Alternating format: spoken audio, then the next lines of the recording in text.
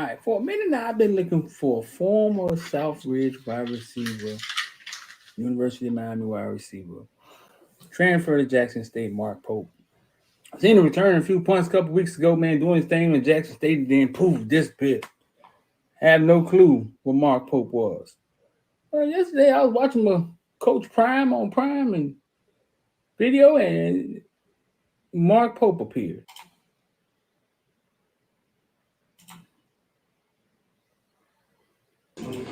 Let's go. You out. They voted. You out. You out. They voted.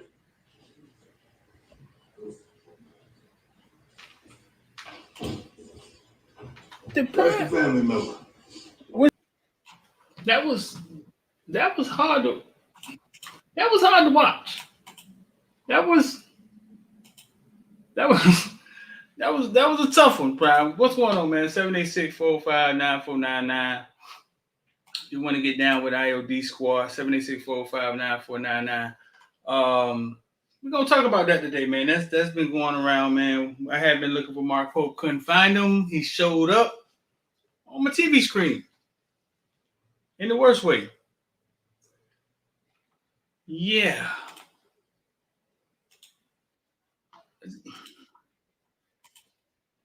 Get the thing popping, man. It's much harder there. Listen, man, University of Miami fans want to know one thing. Does University of Miami have a chance to get James Williams? Definitely do have a chance.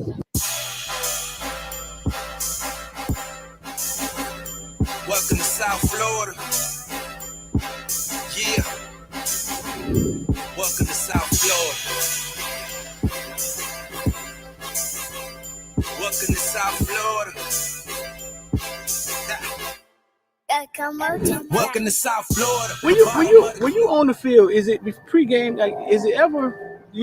Are you ever afraid? Does you ever feel fear, or do you ever feel pressure? Nervous. You ever feel pressure? Not one bit. None of that. No. Who's been your tough defender? Like, who's guarded you the tough? Yeah, who's the toughest person to play? I don't see nobody. I knew this. Nobody. Man, he was gonna give it the damn hood. If he wins the battle, then there goes the play. He doesn't break on the run, or if this person like doesn't take that step, or certain things. It just, I feel like you beat your man every play, you got the best chance to stop any team, or vice versa. Yeah. 5-star. Lean loyalty. 6'12", 276 pounds. After that, I just started going crazy. Tackles after tackle. Yeah, the first play was like a tackle for loss, like 6. Yeah. Dog, they didn't touch you. Like, Yeah, like they did. Explain to me, dog. Like, what is that about? Like, how do they not? You 6'5", 300 pounds. Is it something? Is it a swim move or something you do? Like, they don't see you. You're teleporting. What's going on? I'm too fast for long. They don't realize you that fast when the game starts. Like, I'm gonna be the best player on the field. Like, I just gotta show the world. Like, I'm the true 50. I'm the next 56 up. The next. I'm gonna just go crazy this year. Like, show people like, wow, at 56. Like, show them like I want to take care of my mom. I want to put in a big house, stupid cars, big pool in the backyard. Put on for my brothers, my nieces and nephews, like coaches. I think all of them boys for like having me here at this like position that I'm in now, cause like it took hard work and dedication. Without all of them to guide me in the right path, I wouldn't be here today. So I think all of them for like helping me out. Like, yeah.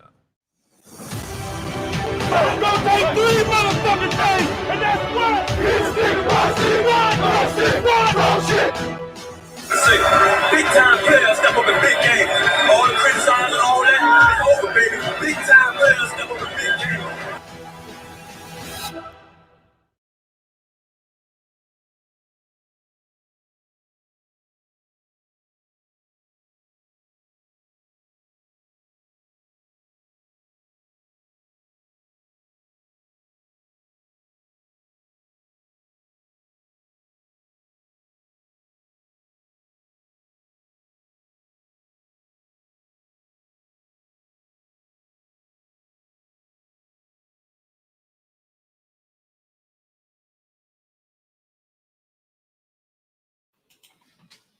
What's good, man? I'm D. I talk about everything from Bitcoin to ball.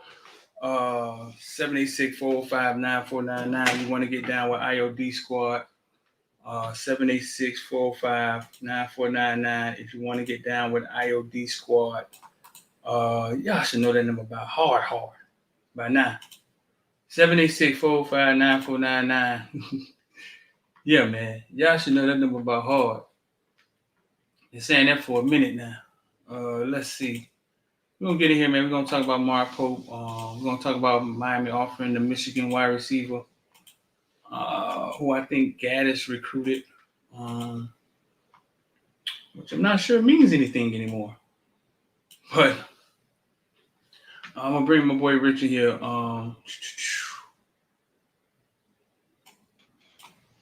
Rich, what's good, bro? Yo, what's going on, man? Chilling. What's Woo. up with you?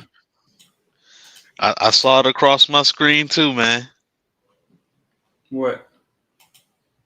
The execution of Mark Pope. Yeah. Right. We're gonna get into that. Yeah. You had a chance to watch the whole thing? I saw it. So it's on Amazon Prime. It's like episode 4. It's like the last episode. Because I had to actually go find it, and it's tough, dog. That definitely was a live execution of Mr. Mark Pope. If you haven't seen it, man, we'll play some of it as much as we can. Mark Pope has a degree from the University of Miami. He did that part right. Let's get that out there right now. Because a lot of these kids are transferring, jumping in the portal, no degree, no none of that. He got that part right. Whatever Coach Prime saw him doing, whatever he saw him doing, he said 2 or 3 times, whatever he saw him doing. Because Mark Pope wasn't there for long, man. We saw him run back some punts. He looked good running back the punts. And then, boom, he was gone. He was gone. I'm going to play some of it. Let me play some of it. Let's see. No clue what Mark Pope was. Well, yesterday I was watching my Coach Prime on Prime and video, and Mark Pope appeared. And I need your help on this one. Family member of mine, man. You know, a lot of people come into town and family members, friends, and loved ones, and I say don't get caught up in the mess. Well, I messed around, walked up on one of my family members, and I overheard my family member talking about the family, and I ain't like it. It's almost like they didn't want to be a part of the family. So I don't know if I need to dismiss. Now, it's odd that he's using the family thing, right? Because I know Coach Hayes talks about that a lot. That some of the stuff coaches do to these kids, family wouldn't do to family. You know what I'm saying? So it's odd that he's using the family thing. And you even hear some of the kids. You're going to hear some of the kids come back and actually say it. Some of the kids are going to jump back in. They're going to be like, Coach, I don't think you treat family like that. They actually put it out there. Hold on, let me play a little bit more of it. His family member, or give him a second chance or third chance. I need It's unexpected. Yo. Do they? I don't know if they demonetize your channel for playing copyright. I don't know. So, of course, it's in the group me for people to go see. Nah, we good. Whatever they do, they do. We good. Cool. You're not gonna demonetize the channel. It's just a video. Oh, the video. I didn't. Yeah. Yeah. We good. Talking to his team about family member who you overheard talking about the family felt he was being a cancer in the locker room and asked the team what should he do. Team get the feedback back and forth, go back and forth. Then he said, "All right, man, let's just vote."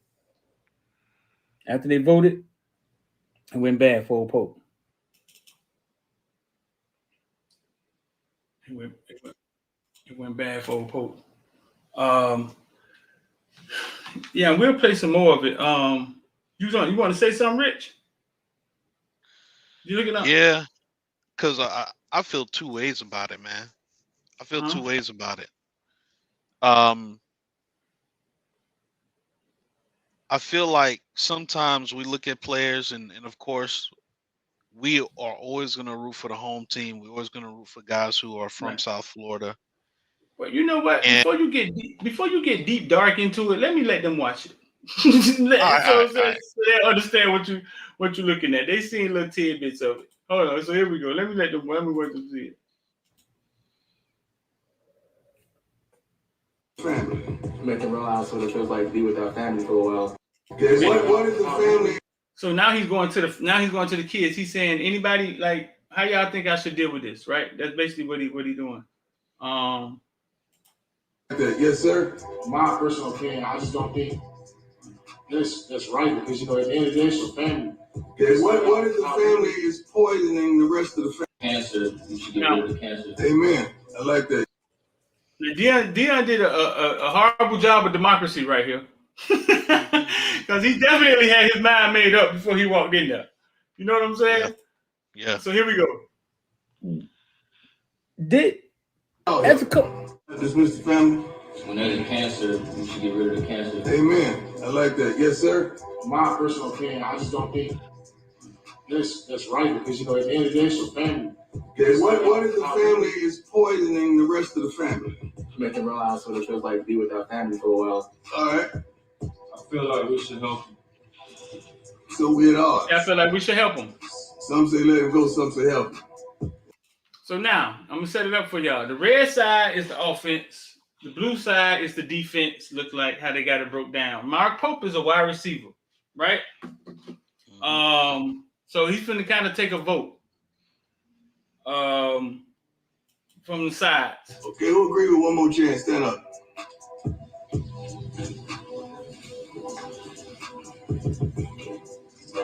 Okay, who agree with getting rid of? Stand up.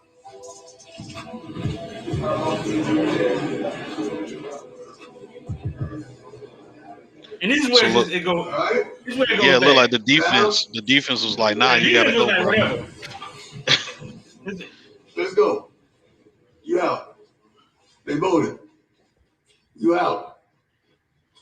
You out. They voted. Just like that.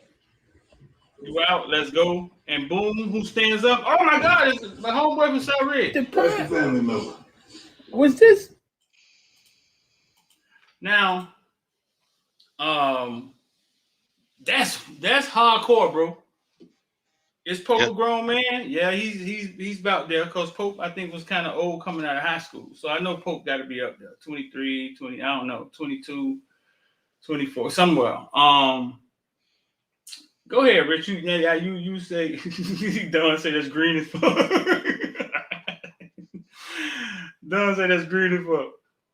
What you do? Go ahead, Rich. How you feel about it? I mean, I have the unpopular opinion on this, but it don't matter what popular or non-popular, bro. Just give your opinion. I don't care. I'm gonna give several different examples. One is, I go back to the whole LeVar Ball situation. When you look at the Ball boys, you saw one Ball brother, the oldest one. He kept his nose basically in basketball and in the books when he went to college. He did his 1 year and he went to the league. And you could say whether or not he's a great player or not, but he got his money because he kept his eye on the prize, man.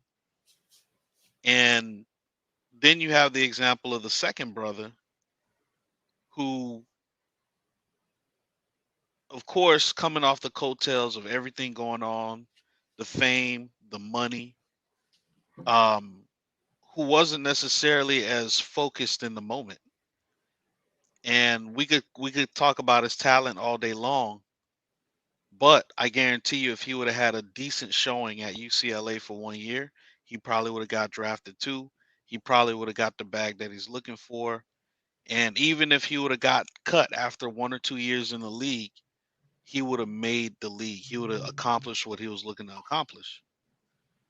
Instead, he goes to China, steals a pair of shades that he doesn't come from the background that a lot of the kids he plays with come from.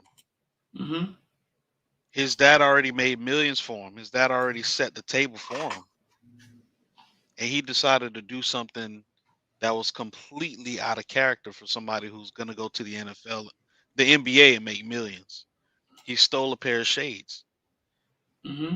Not only did the president go to bat for him to not go to jail in China, like we saw Brittany Griner just go to jail for that, for marijuana possession, but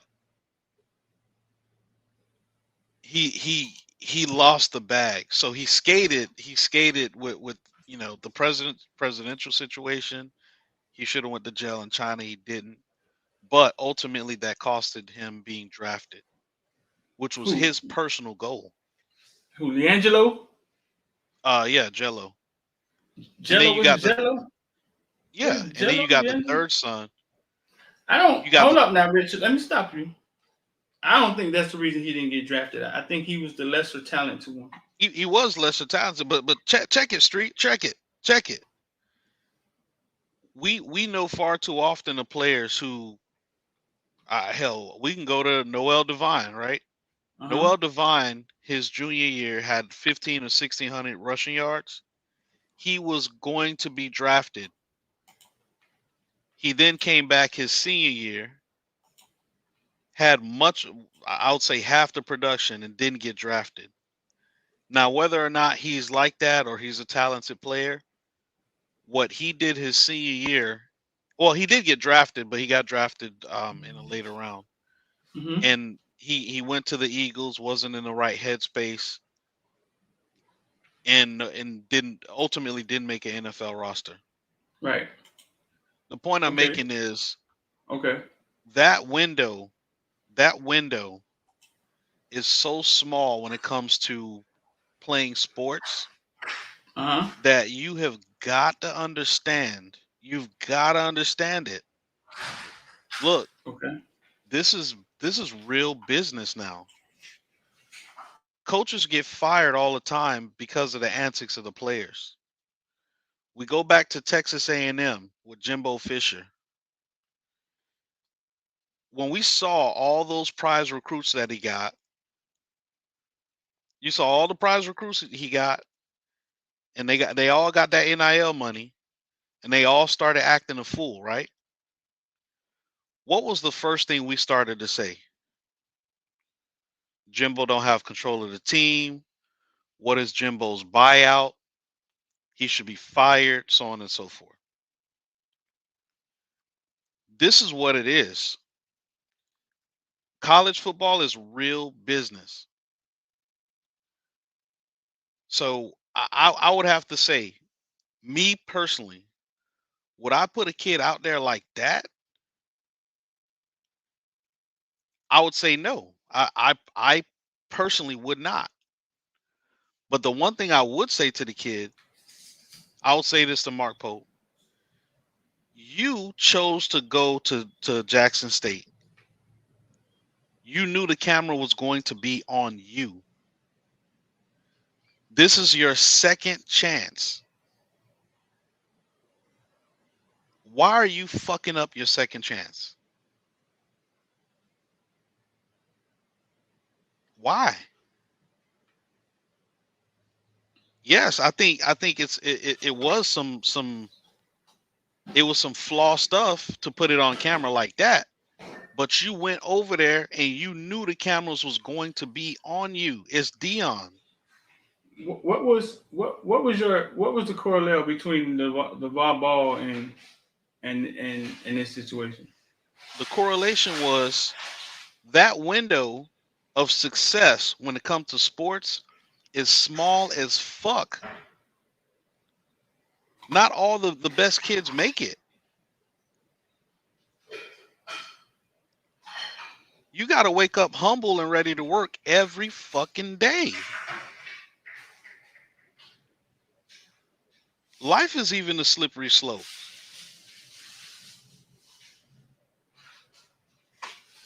So you just saying you just gave an example that you were just saying that you do something stupid and you mess up your opportunities.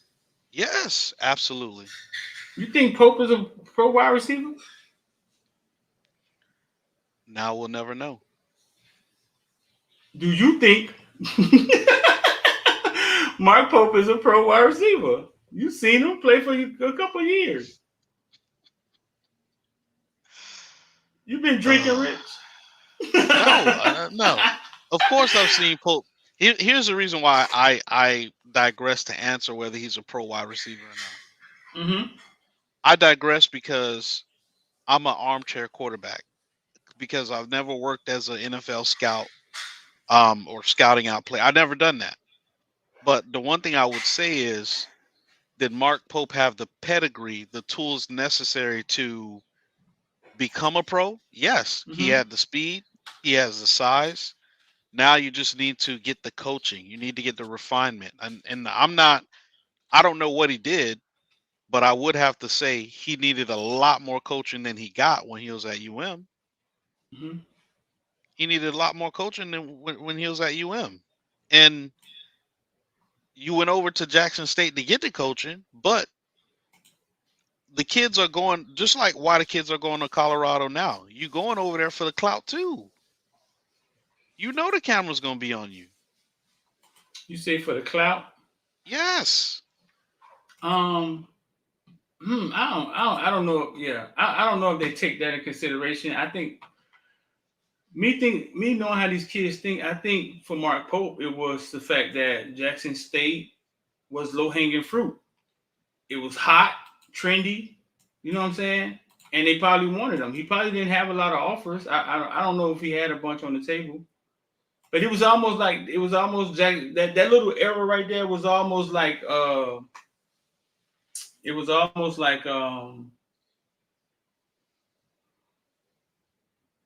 okay, so it's cool to go to HBCU. It won't be hard to go there. Mm-hmm. Right.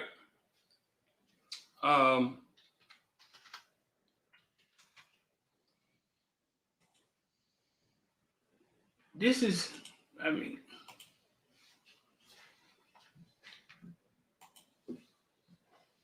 Mark, let me see, man. Let me read some of these comments, man, before I get into this. If y'all just getting in here, man, 786-405-9499. If you want to get down with IOD Squad, if you want your credit fixed, man, text the number right there, 954-800-8479.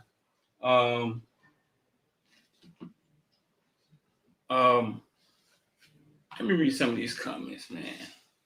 And I'll pin it in the chat. You can see the comments, Rich. Yeah. Any of them interesting? Yeah, I mean, you got people on both sides of the fence.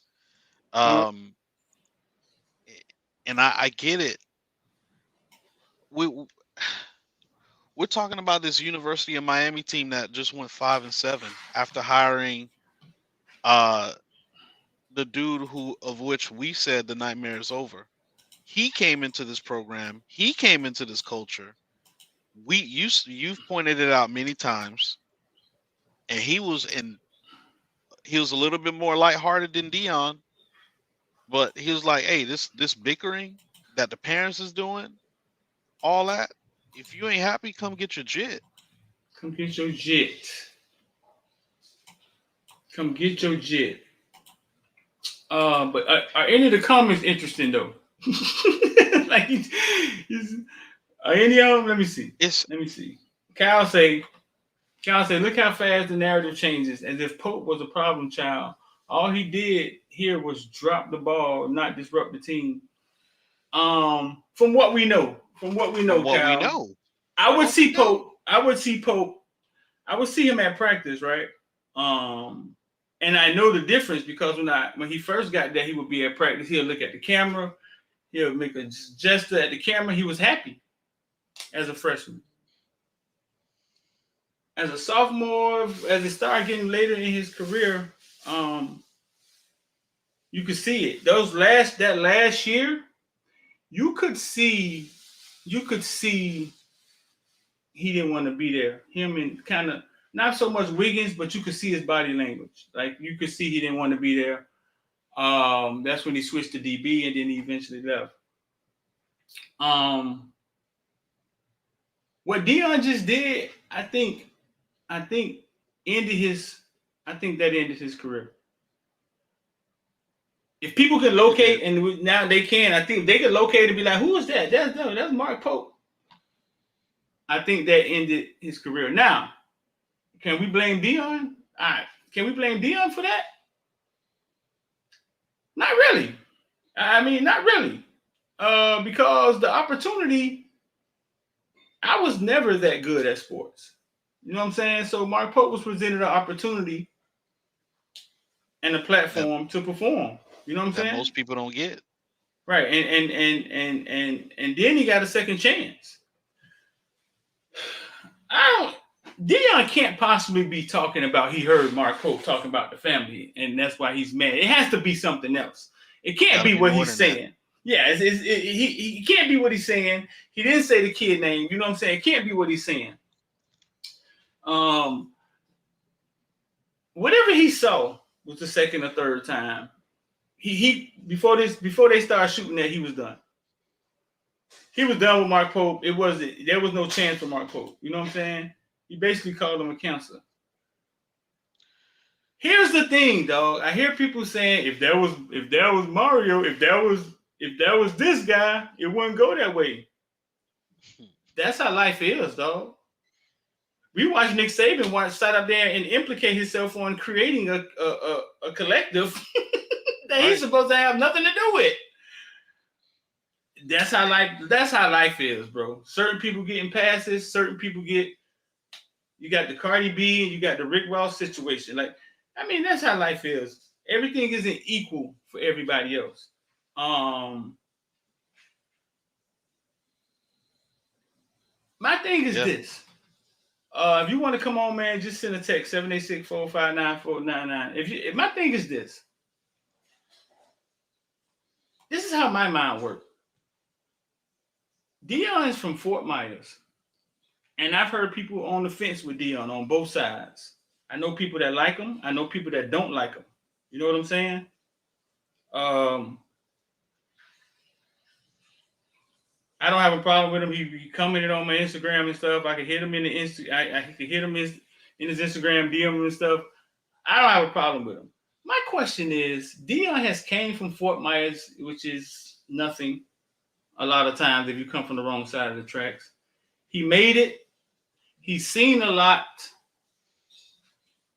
He knows the ropes, right? Travis Hunter seemed to be very, very appreciative of him. What has he seen to a point where he got to a point where it's like,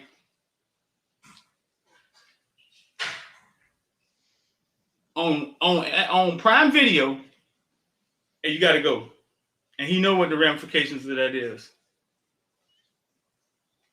Right. Like, how is he at 50, 60 years? How has he landed there?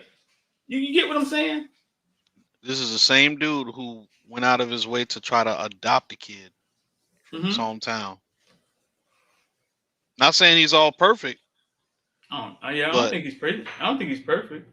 But I don't question whether he has best interest for kids. I don't necessarily question that. Yeah, I don't think that's it. I think, bro, I talk about it sometimes too. Public execution. So sometimes when you're leading a bunch of people, somebody has to be executed publicly in order for the team to get the picture. I say it all the time. Sometimes the coaches go after the star players to let them know, if I go after Cam Kitchens, who are you?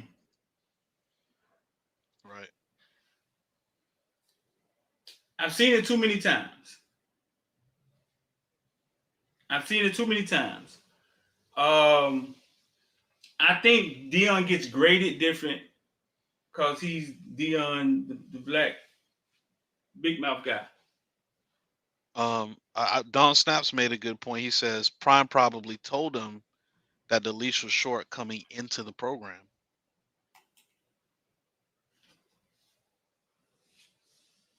Prime probably told him that the leash was short coming into the program. You taking the guy with 1 year eligibility, right? 1 or 2 years. Yeah. You don't have a lot of time to develop him. He's a lot of that is going to be on your own initiative. Coming in that late. Vet say Street talk about how they did you in boot camp. You need to talk about these days, those days, man. What you mean? Which part? Which part, dog? Like what? Because I was young, fool. I was 18. I was young. Yeah. And wasn't nobody holding my hand. They considered you a man. When I was at Paris Island, we used to come back from the club, right? And we come back from the club 3:00 in the morning. I wasn't a drinker, homeboy, drunk, nothing to do. And we would see the Greyhound coming in with the new recruits on them. And you can actually see them. You can actually see them when they initially get there. The bus come in. You can see this on YouTube. It's thousands of times. I mean, you can go watch it on YouTube. It's when the intro to Paris Island or becoming a Marine. And we would go hide in the car. So we just came back from the club. We go hide in the car, right? We go hide in the car. Go hide, turn off the lights, and watch the recruits get off the bus. And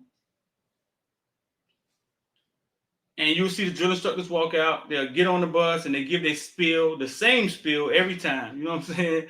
And the recruits will get off the buses. Their first time there at Paris Island, and that's their introduction to Paris Island. They put them in a line. They take them inside. They cut all their hair off.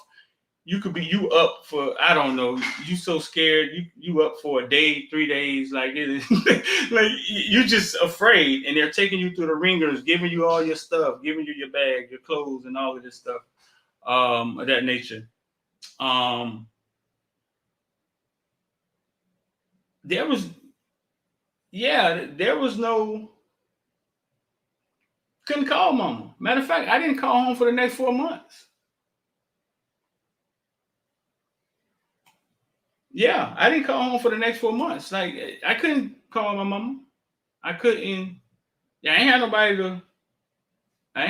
to turn to. So I go back to them because I went through the same thing, but it wasn't funny when I went through it. You know what I'm saying? It wasn't funny at all. But we used to get to watch them go through the same thing we went through. And we were young men. So basically, it was like, it was, yeah, you had to grow up. Pope was a lot older than I was. I think Pope was my age coming out of high school. I think Pope came out of high school 19 or something like that. Yeah. There was no, yeah, you had to wait till your parents write you. There was no mom. That sign said you got big feet. You couldn't. There was none of that. Like you had to deal with it, though. Like you had to figure it out, basically. And I think a lot of these kids aren't figuring out once they leave high school and Pop Warner that nobody's holding their hand anymore. Right. And it's odd to me that it keeps happening over and over and over and over again. That's something that I was gonna touch base on. A lot of times when you're in high school, I think this is when you start to get that development on the fact that when you sign with any college, when you have colleges looking at you, really stressing the point that it's a business. We even see it with why NFL teams pick certain players to be on their team. You're like, this guy is nearly not as good as this other guy.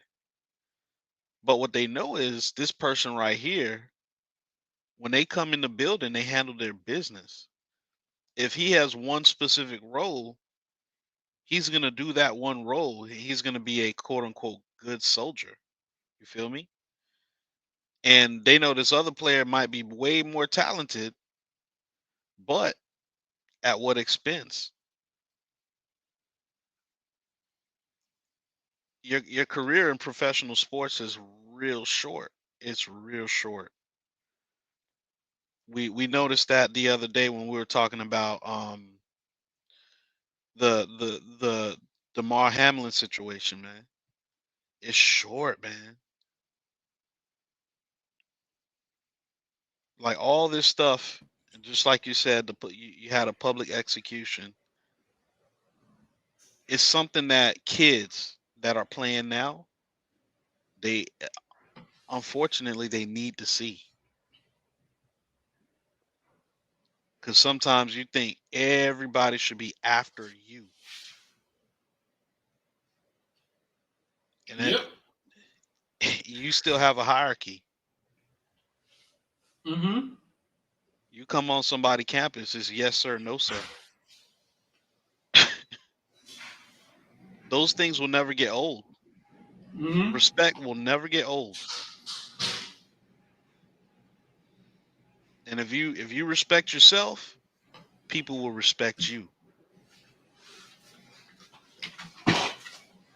If you disrespect other people and you disrespect yourself, people not gonna respect you.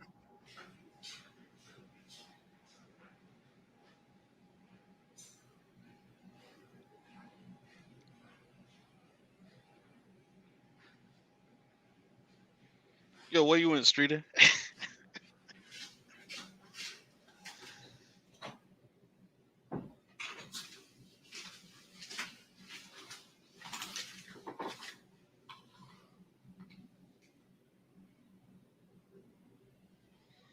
So, from a career perspective, I don't know if Pope could really come back from that, um, to making money in the sport of football in terms of as a player. But there is redemption in everything. If he wants to be a coach and go out there and teach kids like, yo, this is what I did. This is how I messed up, you know, um, so that they don't do the same thing. I forget the receiver's name because he did an interview that was similar. What's his Oh, name? Deontay Mullins.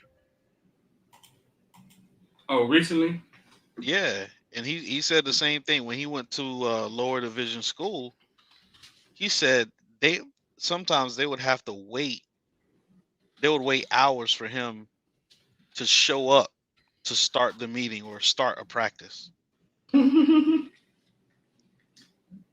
And they got to the point where they were like, "Look, man, you got to go." And he Wow. said when they told him you got to go, he was like, "Look, I knew that was gonna happen." He was like, my mind wasn't even into it no more. I was not into football like that no more. Wow. And he says now he tells kids, look, I'm talking about little league kids. He's like, if you ain't got grades, you can't play for me. Why is he saying that now to little He league coaching? kids? Yeah, he's coaching. He tell them, he say, look, if you ain't got grades, you cannot play for me. He's starting that trend while they're young.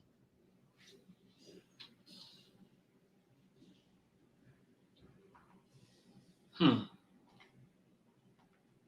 He doing it for a reason.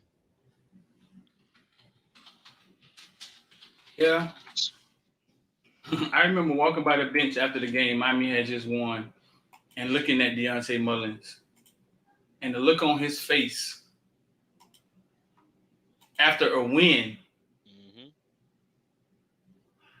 I knew it wasn't gonna be long. And that same week, he got in an argument with the coach, got kicked off the team. I never saw him play football again. Right. Never saw him play football again. Covered him since he was Now think about the pain in this. Covered him since he was 9 or 10. They had one of the best Pop Warner teams we ever saw. And the quarterback was, guess who? Hard Time. Mm-hmm. Who just made it to the NFL on some Cinderellas.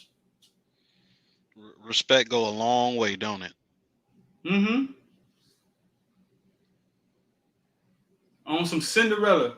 Just because he was training the right people kids. I think he was training the politician kid. I forget his name. Rubio. And Ricky Rubio thought highly of him. And Teddy Bridgewater put him in that AFL draft or whatever that league was. And he went there for and we interviewed him right for you. He went there for a few months, tore it up. Now he's with the Detroit Lions. And then you got Deontay Mullins who has to look at him, because Rod Mack talked about this one time. Watching your friend succeed and you knew you were as talented or more talented than him, and how painful that was.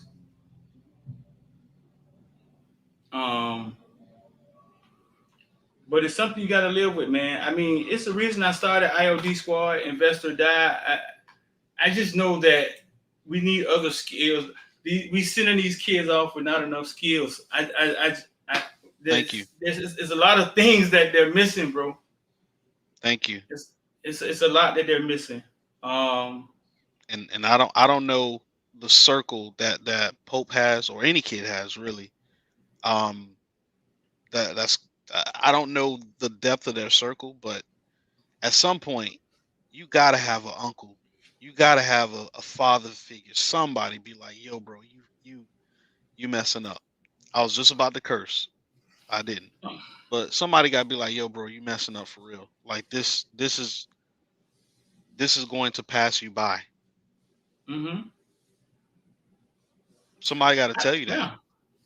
I mean, just look back. Just look back. Just think about this. Just look. You just got to look back, reflect on your life. If Mark Pope chills somehow, like James Cook did, like McIntosh did at Georgia. Now, I'm not saying it wasn't frustrating for them. Right. But they wasn't even really playing as much. They just chilled. But Mark Pope them ended up getting benched, in the end. Mm-hmm. Even though they got set down, right? Right. If they're still on the team this year, right? Is Wiggins and Mark Pope in the game? Mm-hmm. And I think they are.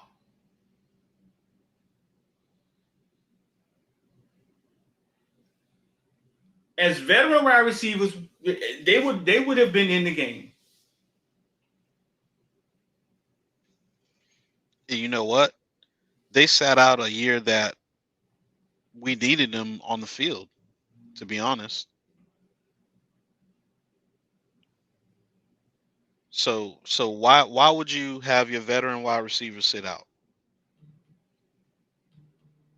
You got to remember, we played Michael Redding a lot, right? And a lot of people could argue that you had better receivers on the roster, but we played him a lot because he was reliable, right? Restrepo, I remember having that discussion too, about how reliable Restrepo is. Mm-hmm. So when you're reliable, when you go to work every day with your hard hat, when people know that they could put you in the game, and your mistakes are going to be to a minimum, as well as off the field, your mistakes are going to be to a minimum. They're going to vouch for you.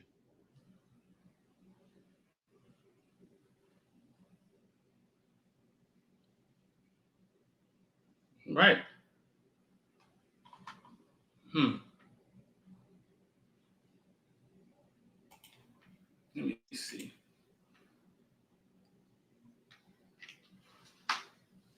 Let me see how many likes we got. We get to 70% likes, man. We'll open it up. Can't say I have been looking. Let's see where we at. We'll open up the chat. There's only the football villains in that chat, and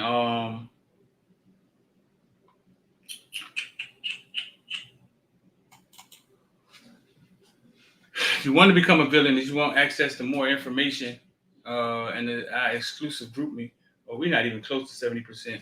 Hit the join button down there next to the logo where the amount of subscribers at.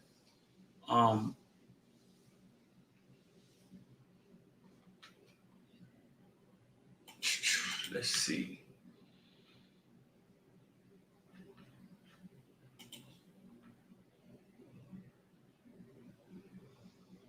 I sent out the link. I got a couple people saying they want to come here. I think Cal gonna come in here. Cal want to say his piece.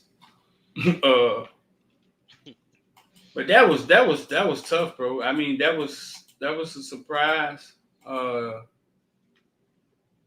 And it's just like dang. For the gram, huh? Yeah, you feel bad for do it for the vine. Do it for the vine. Do it for the vine.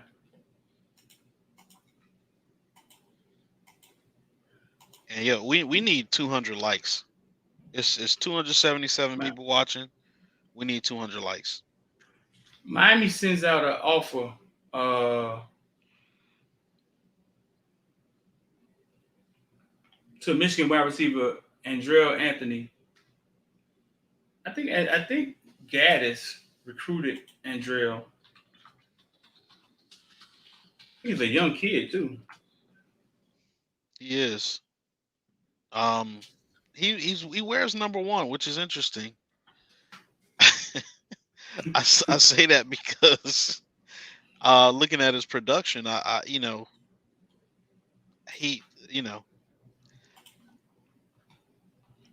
don't see a lot of production, so but we offered him. He 6'2", 175 pounds. He's a freshman. Okay. Yeah, he was a freshman. Class of 2021, right? Obviously, he got number 1. I mean, maybe number 1 isn't coveted over there out on the other side of the country. Maybe they don't. Maybe they don't see it the same. Maybe they don't see it the same if a freshman got it. But I don't know. I don't know what his story is. Let's see how many games he played in.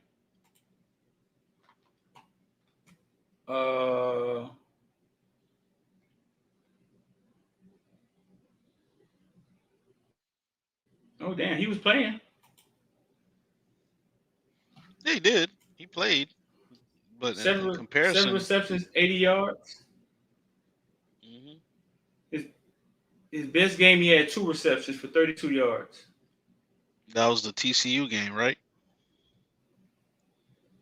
Because he caught Indiana. He caught a big touchdown in the TCU game. Oh, did he? Yeah.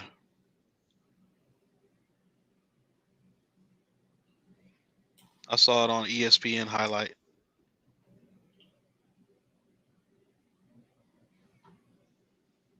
Oh, this is his regular season. Let's see post. I guess that's considered postseason. They don't have that game. Yeah, we'll have to look at his stats from that game specifically.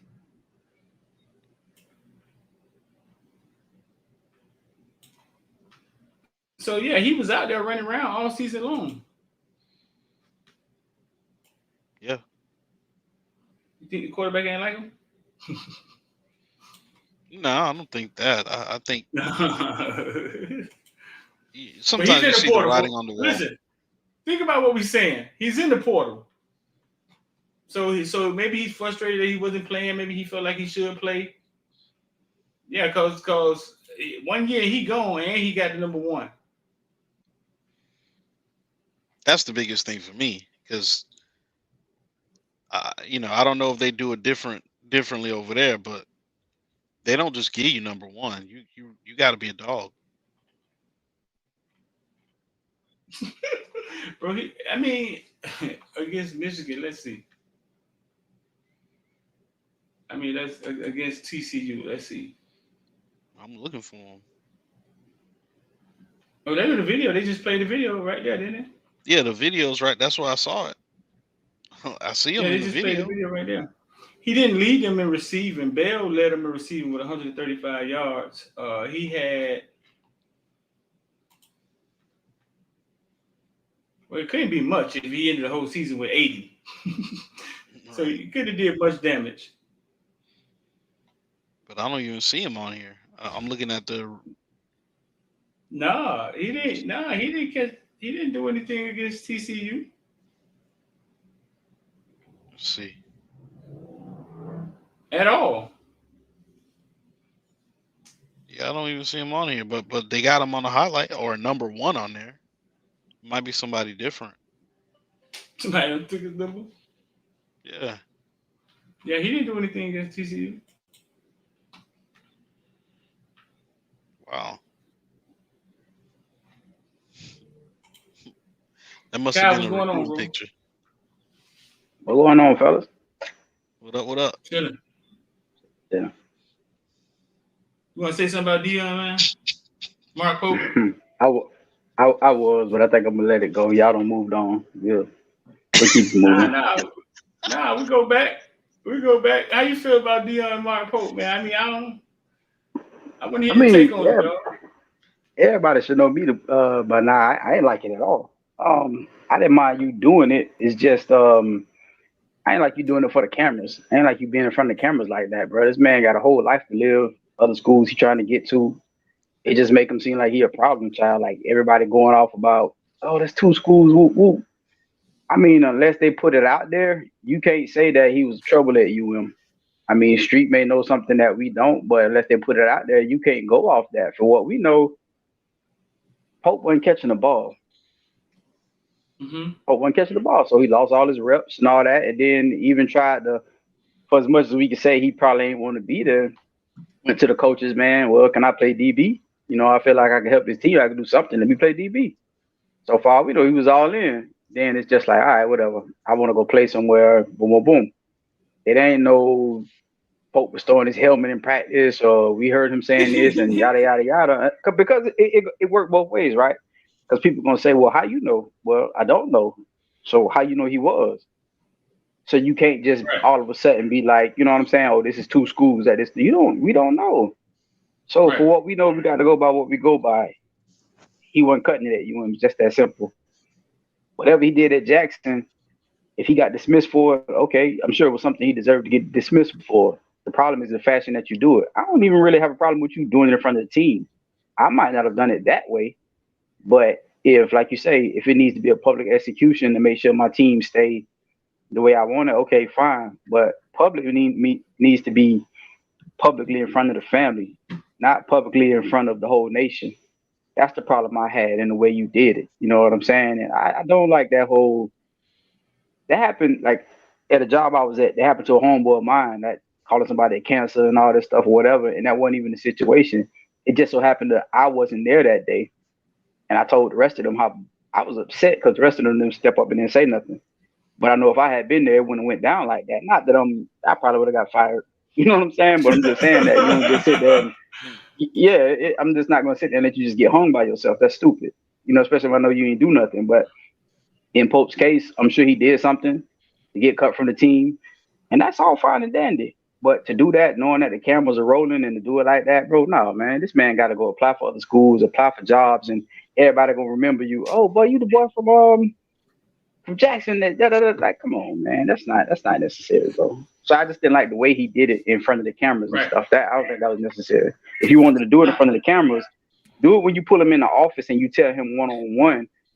That's a learning and teachable moment for Pope. If you do it right then and there in the office between him, but to do a public execution in front of the team with the cameras on, that was over the top, bro. The same man screaming family this, family that. He left his man. Anyway, go ahead. Medic. What's good? Hey, what's up? What's going on? You want to weigh in on that, bro? You can hear me? Yeah, we can hear you. I did a DJ event last night. I plugged my thing. So none of my stuff is plugged in right now. So my mic ain't plugged in. So this is straight from the computer. I understand, and I came in on the back. You talking about the Mark Pope thing, right? You watched the video? Yeah, I watched it.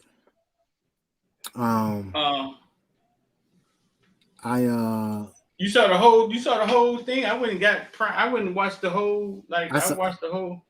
No, I haven't finished the series yet, but I was watching the in the group me who posted the Twitter link to it. I just heard kind of part of what Kyle said. I don't know the rest of y'all takes on it, but I've been in and out. But I think there's a more tactful way to handle those type of things. Now this isn't me supporting anything that Mark Pope did. I don't even know what he did, if I'm being honest with you. But regardless of that, there's a better way to go about doing things, and I think kind of having that vote like that with him present, B, kind of like setting it up in regards to the family and, you know, what do you say, cancer, something like that. Cancer, you got to cut it off, something like that. With that person present, I don't think that's the way to go about things personally. I don't blame him. He's a showman, so it's one of those things that he's gonna put on the show, right? It's for Amazon, it's for views, it's for ratings and all that type of stuff. So I get it. It also establishes, you know, Deion is a hard-nosed, no-nonsense type of coach, etc. Cool. But yeah, I think I got an issue with just personally. Like I said this in the group me. I'm saying he is a Seminole. I don't know what Mark Pope did, so I don't have everything to really make a fair, accurate assessment if Mark Pope's actions were warranted him getting kicked off the team. But regardless, I just think there's a better way to go about doing that. But it answers a lot of questions. In regards to why, you know, his stats seem so low and things like that. So yeah, we were looking for him, right? Like I was wondering what happened. Like yeah.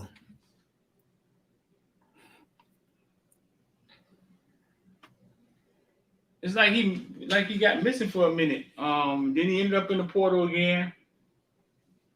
And it was like he looked decent. Like I saw him on those punt returns in that one game. He looked decent.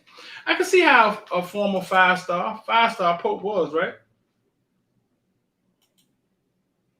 I don't think it was consensus, but I believe so. Yeah, he was. I can see how a former five-star, right? If you're not grounded, right? You end up at Jackson State, and these kids think really highly of themselves, dog. Like y'all don't understand. That's a lot of years of training of adults kissing their behind in some situations, and when it's time to get serious, like it don't kick in. It don't. It's like they don't realize that, okay, nobody's kissing my behind anymore. This on me. A lot of them don't recognize it until it's too late. Like we were talking about the Deontay Mullins and what he's doing now and how he feels about the situation now. So I can see how he went to Jackson State like big man on campus. Like this nothing. I done did it. Yeah, you know what I'm saying? I can see how he went there with that mentality.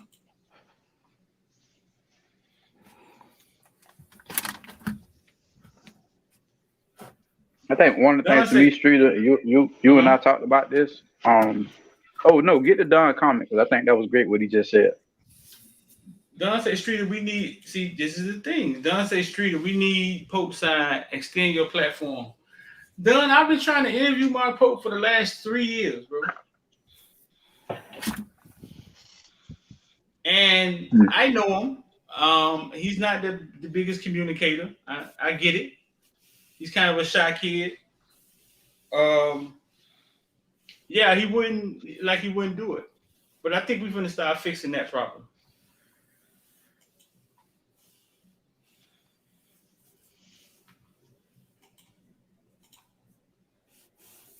Yeah, I hope so. But what I was gonna say was, Streeter, we talked about this. I have a problem. I have a problem with everybody always giving coaches the benefit of the doubt in everything that goes on. And I think that's just something that we're accustomed to when it comes to leadership, ownership, bosses, managers, whatever, whatever, whatever.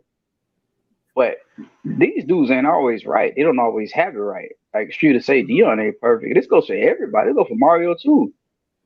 I don't like giving that up to the coaches. You know what I'm saying? Like sometimes you see things with your own eyes. And don't get me wrong, we can all have differing opinions on, how that situation was handled. That's not what I'm saying. But we always so quick to just, well, the coach had a reason, or the coach did it for this, or the coach did it that. No, sometimes these dudes are flat out wrong. We heard what Ja'Cory Harris came in and had to say about his offensive coordinators. You know what I mean? We hear things like that all the time, and yet we still are just ready to give the coaches the benefit of the doubt. I'm unsure why, because the majority of us have played sports. We've been treated unfairly, or have seen other people treated unfairly. That's not to say that anybody was treated unfairly in this situation, but coaches are not, unflappable, man. They make mistakes too. They do it all the time. So every time something come out, I just hate that everybody leans to the side of coaches. Right. Well, I think sometimes they lead to the side of if it's their team, it's over, bro. they leading with their team. They teach their team like it's their child.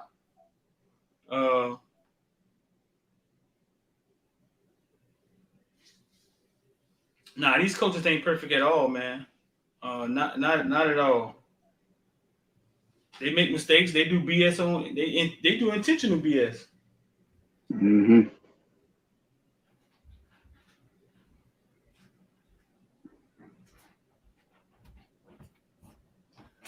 I don't know, bro. I just believe that.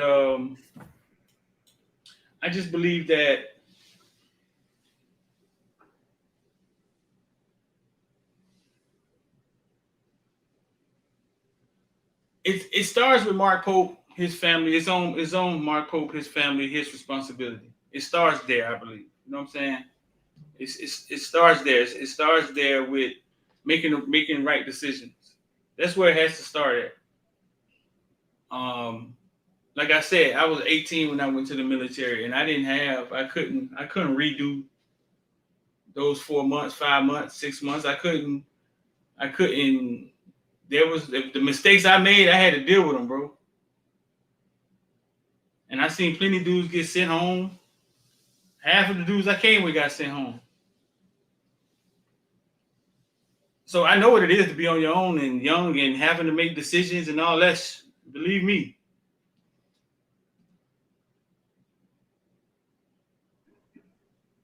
See, that's the thing, Doug. You say it's hard to say a decorated coach is wrong. Not really. It's a lot of guys got stories not about. Really, Doug. Yeah, it's a lot of guys got stories about your Nick Sabans. You see, Channing Crowder can't stand that dude, man. Like we see it all the time, but that's why we have platforms like this one, which need to grow, and then you start to see the pivot. You start to see a Jamarcus Russell story. But the first thing everybody tell you is, "Oh man, this man was sipping lean every day and wasn't working out, and he was stupid." And Right. you hear how when he got to school, this and that happened, or how he may have accidentally started drinking lean or whatever. Or you get what did he say? Matt Flynn was his roommate. He was the older guy. He asked Matt Flynn, "Hey man, you gonna help me? You gonna show me the ropes?" Ooh, Matt Flynn, "Nah, bro, you got to play ball. You got to get it on your own." It's like what? But we always seem to think that these guys come in and people put the narrative out there that these guys be uncoachable, they be lazy, they be this and they be that. Like the Ja'Cory Harris story was one I was just waiting to hear. I couldn't wait to hear it, bro, because I knew it without even knowing it. If you understand what I'm saying. Right. And there's so many guys out there that's like that, bro. We just don't never.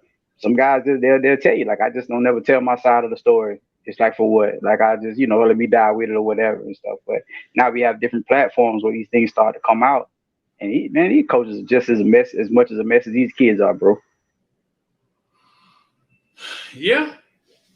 Yeah. So listen, man. 786-459-499. If y'all want to get down with IOD, that's what we trade at. You come watch, and if you got credit issues, that number's on the screen and it's pinned at the top of the comment section. Once we get to 70% likes, man, we'll open up the chat for everybody. That's only the villains in here that's commenting, and they do an awesome job at it.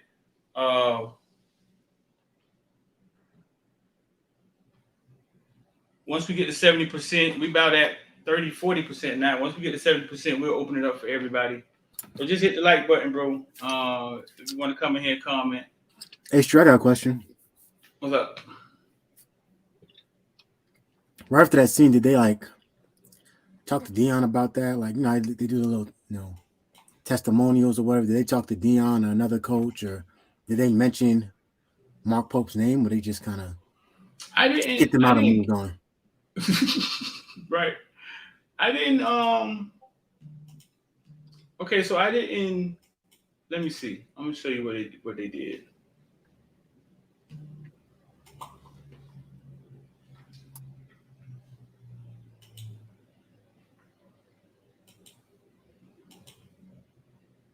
I don't hate. You're doing it for a reason. I done put us on the screen twice. What's going on? Yeah. I really get my stuff together, man. I'm gonna let you see what Deion said.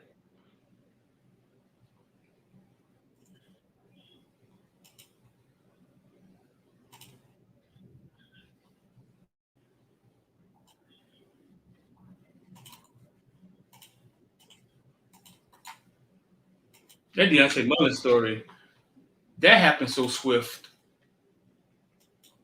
I never saw that man play football again. Did you see he had a podcast the other day he did? I saw him. Yeah, I didn't watch the whole thing, but it was like I guess some up and coming guys, and they kind of knew him mutually from high school or whatever, and they brought him on. I didn't watch the whole thing. I've been meaning to, but it sounded like he was going to explain his side of the story. I don't know if anybody in the chat saw it, but Rich talked about it. Oh, on here today? Rich. Yeah. Okay. Rich said he basically regretted. He basically regretted. Let me see. Basically, Deion said, in a nutshell, to not complicate things, you can't have cancers in your locker room.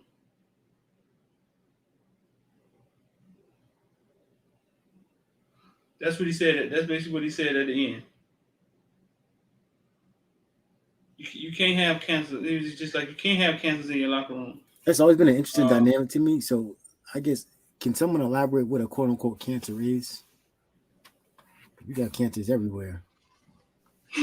I guarantee you somebody called. I can guarantee you Deion been called a cancer at one point in time in his life. I guarantee you that. Absolutely.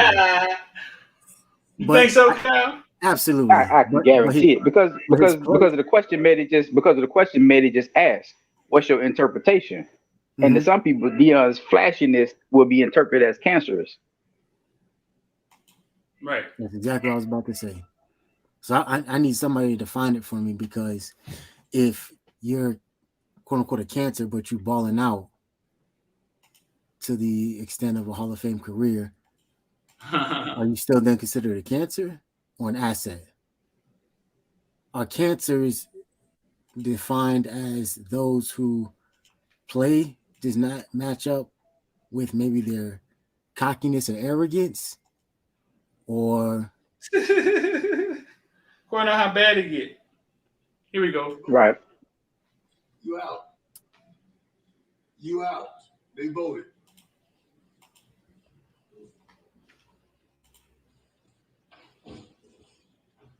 That's the family member.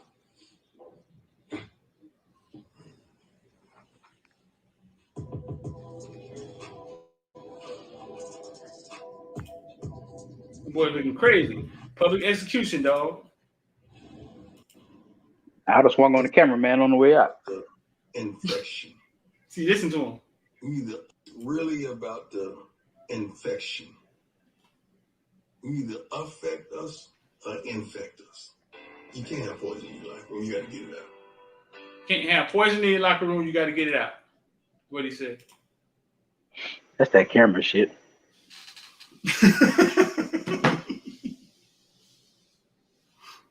Has anybody said in the comments, like, does anybody have insight, like, what Mark Pope did? Once again, not defending Mark Pope. I just really need to have some insight on what he did. So Marvin said he a cancer in the swag. He ain't swag. Why does Deion care? He ain't swag. I'm sure that question is all over the internet right now. What did Mark Pope do? Nah, but regardless of that, like I want everybody to make it clear because I keep seeing the comments in the thing. We're not saying that he didn't deserve to get dismissed. So like y'all can throw that part away. Like I'm sure Deion gave him a chance. Like he said, what he said, second, third chances. All right, it's cool. We just talking about the way it was done on the camera. That's all. That boy Boutte, got him some Boutte. We know about that almost immediately. We know about that almost as fast as he declared for the draft. So that just means that one team got snitches in their locker room and the other one don't. Nah, every locker room got snitches in. I don't care what nobody say. Well, true. Every locker room. It just depends how you define a snitch. You might snitch like, oh, I'm ran to the media, but a snitch could also be like, I told my cousin, who then ran to the media. I told my brother, who then ran to the media. Told my uncle, who then ran to the media. And then that person's a snitch. But at the end of the day, like, yeah, every locker room got internalized drama. And every locker room got a person who's going to go in there and essentially interpret the way they see it and then put it out to create narratives that's going to drive clicks or whatever the case may be, right? We got in our own locker room where we hear all these stories about guys transferring and stuff like that. Like, that all comes from somewhere. Some locker rooms are just better at honing in than others, you know? Mm-hmm. Yeah, it's just, I don't know, man. I don't know. I think a lot of that was for the camera. Whatever. And that's the thing. These guys probably consent. You know, they probably do their releases before. You know what I mean? Absolutely. And like I said in the room last night, all them guys got some type of cut or NIL from that document. Because if you didn't, I wouldn't have signed the what's it called? Some of the players that's highlighted, like a Shador, that one cornerback number 4, a Travis Hunter, probably got more NIL than maybe, you know, a Mark, definitely more than a Mark Pope or some of the other guys, but all them dudes got some share or cut per episode that they were featured in or whatever. So, and Hunter and Shador got producing credits probably. Yeah, and all the kids. Tooks, what's up, bro? You got a take on it? Yeah, man. What's up, y'all, boy? What's going on? Hey, Brandon, what's good, bro? Chilling, bro. Chilling. You feel me? You know, I'm all for accountability. I'm all for that. But I ain't appreciate how Deion dismissed him. I don't care if he's a hometown kid, if he's from West Virginia. It don't even matter to me. All that personal shit is out the window. I feel like until we know all the insides of what happened or why it happened or where it happened, all I'm going off is what I saw. And the way he did that shit wasn't cool. I don't feel like you dismiss a young man like that, even after everybody voted. Now, if you want to just the voting part, him talking about it in front of the team, that's one thing. But all right, they voted. You can go, get out. I don't feel like that was cool. I don't feel like you kick a man when he's down like that. You put him to the side. Y'all talk about whatever y'all need to talk about. Y'all go from there. But to me, that was all about clout. The same way he's recording himself talking to the Colorado players and putting that out there. I don't see the point of that. I feel like a lot of this is about his brand, and I just ain't a fan of none of that shit. I don't like how none of that shit played out. I don't care what Mark Pope did. You sure? Is nothing he could have did to get kicked Not out? technically. Don't take it that technically. It's a lot of stuff you can do now. But not like that. You don't deal with that young man like that. You handle it how it's supposed to be handled. And I understand the public execution and all that, but I just wasn't a fan of that. And maybe that's just me, but I ain't a fan of nobody doing my shit like that. No, I think we all kind of collectively understood that probably wasn't the best way to handle that. It's like, okay, you gonna kick him off? That's cool. Whatever. He got to be held accountable for whatever actions he committed. But for the camera, for everybody else, for the world to see it, for us to be having this conversation today, that wasn't cool. It's a lot of stuff that get documented and recorded that we don't even know about because it's just not put out there for the world to see. That shit went the way it went. It was no different when Chad Johnson got cut on Hard Knocks, and he was there. I was just about to say that. Right. Certain things you just don't. It ain't for everybody to see. No different from Draymond Green when he knocked out Poole ass. It's a lot of teammates got their ass knocked down in practice, but you don't see it. That shit wasn't cool. The worst one was with the cornerback. What was the cornerback name for the Dolphins when he said he wanted to call his grandma? Devontae Davis. Yeah. That was uncomfortable. And that's the pros. Man, like pros, they still human. It's not. That ain't how you do shit, in my opinion. They don't care. It's about clicks and views and likes and whatever monetary gain they can get out of it. But that shit wasn't cool, bro. And I'm gonna stand on that until I find out what Pope did. All I'm going off is what I saw in that video, because that's all we got. You don't handle that man like that. Look, you can see the private chat. Look in the private chat. All right, let me see. You know where it's at? It should have popped up. I don't know. Maybe them showed it to me the other day what it was. Now I know how to use it now. Check that out. Look at the bottom where it say Mike Cam chat. Yeah, just click that. But yeah, but like think about it now. We just was talking about when we saw the situation with Hamlin and Buffalo, and we started talking about humanizing people and things like that. We understand the way of the world is social media, but that don't mean everything got to be participated in. We can have an understanding that some things need to have a pause button. Like the Hard Knocks thing, I have the same sentiment, but it doesn't bother me as much because these people have seen Hard Knocks long enough to know. But then again, maybe they don't have no choice but to sign up for it. I'm not sure. But again, we just talking specifically about like that situation with this young man who's still growing, who still got a long way to go.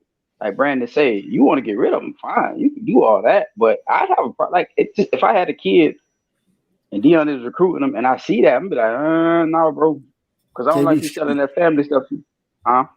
He could have handled that as simple as this. He could have did everything the same exact way, right? Had them vote or whatever. He could have simply said, "Hey, see me at the practice, see me in the office." And the crazy part about it's like after I saw that, like I went back and I was up last night after the event I did, and I was kind of like I couldn't sleep that well, so I was watching the show, and I watched the dynamic, like how he'll bring Travis Hunter in and like be like, "Hey man, like them private one-on-one conversations, like, hey man, right? I don't want to really put you in like that. You know, how you feeling?" And Travis is like, "Oh, I'm 90%." He's like, "Okay, well, you know, I don't really want to put you in. I'm trying to protect you, trying to protect your career." How come Travis is afforded that opportunity, but someone like Mark Pope, why you can't bring him in the office and be like, "Hey man, you saw what happened. Your teammates kind of selected, but for you to kind of just be like, you out," and then kind of just like leave it up to him to determine. You kind of like left him on the island a little bit, you know what I'm saying? Shout out to the guys who did stand up for him. It was like, hey, give him another chance, like I said, because there was quite a bit of people who stood up in support of Mark Pope that gave him the benefit of the doubt. Now, maybe they weren't aware of what he did either, but that was Medi. That, and you know what to look at. That was mostly the offense that stood up for him, and most of the defense said no. Right. That's kind of odd, you Medi. Like the whole defense said no. Right, but the offense says yes. So that goes to show you they're not as close as people think they is. The guys on offense know him, and they vouch for him. The ones on defense obviously probably don't have a relationship with him, so it was what it was for them. On a scale of 1 to 10, how entertaining was it? The show? To watch that happen live, because it's the first thing that happened on episode 4. It's the first thing you see. Oh, really? I didn't even get that far yet, to be honest with you. I can't take my emotions out of it. That shit wasn't entertaining at all. I'm gonna keep it real. I can't even separate them when it comes to that. That wasn't entertaining at all for me. Yeah, I wasn't entertained by that. I'm like him. I'm like Brandon. I can't take the emotions out of that, man. I didn't like seeing that. You know. I think it's just an You saw interesting when you dynamic. saw when bro put his head down, it was just sad, bro. I ain't like that. He told the whole story, though. He told the whole story, dog. And I think it's just like the kids thought he was talking about his family for real. Because I don't think that boy would have said if he had canceled, get him out the locker room. I don't think he would have said that if he knew Pope was sitting 5 seats away from him. I don't think Pope was expected because even when he told him to leave, he had to tell him 2-3 times.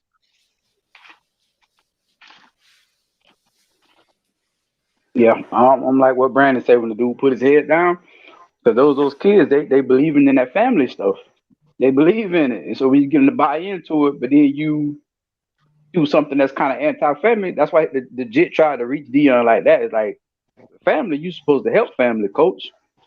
Again, like I say, I ain't got nothing to do with or nothing to say about Deion's reason for dismissing him or dismissing him. That part is 100% okay with me if Deion felt that way. Just the way he handled it, that's all. Yeah, like I said, if he had to cut him, cool. It's just, once again, you could have went about it a different way. You could have. They voted. All right, hey, Mark, see me in the locker room. Even if you want to put a secret camera in there or something like that afterwards and be like, hey, man, the tribe is spoken. You out. You know what I'm saying? But just kind of like to be so dismissive in there. Okay, let me ask y'all this. When he was doing all that talking, you guys felt like they knew he was talking about Pope? It seemed like the defense knew.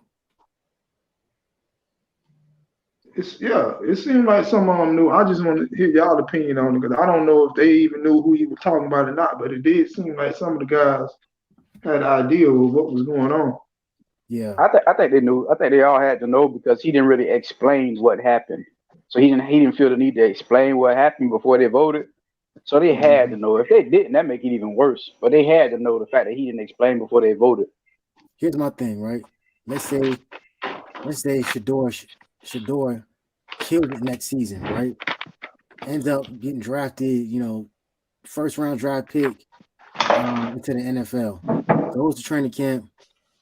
Well, let me not say first round draft pick. Let's say he gets drafted because they don't usually cut first round draft picks. Let's say he gets drafted, right? Has a solid season, gets drafted, and then a head coach does what to Shador what Deion did to Mark. Would it be wrong then? If Mark showed up, if Shador showed up in the NFL locker room, because we've seen Hard Knocks, like we said, right? And we've seen them grant the person the grace of, you know what I'm saying, bringing them in. Even if it's in like the locker room's crowded, they'll be like, hey, so-and-so, coach want to see you, GM want to see you. They bring them in. They'll come in. They'll have the little, overhead camera. Talk, hey, man, appreciate you for coming out. You know what I'm saying? If more opportunities, don't burn no bridges. Gotta let you go, right? Right. Guy goes in there, and then they show the scene of the equipment staff coming in there and like cleaning the person's locker out and then taking their name tag down, right? Or their nameplate, excuse me. And then that's really it. They just move on, but it's never like a. So my thing is, the question I'm asking, if that happened to Shador Sanders 2 years from now, because I'm assuming he's probably gonna leave after this season, right? Do we still have that same energy? And that's all I'm asking. Would Deion be upset and be calling Roger Goodell and all these other people about, hey man, why you do my son like that? He can't. Why he can't? He can't. Not after what he just did. Oh, okay. His nephew go. That just reaping what you sow. Yeah, but it's level Trey to Sanders it. commits to TCU. The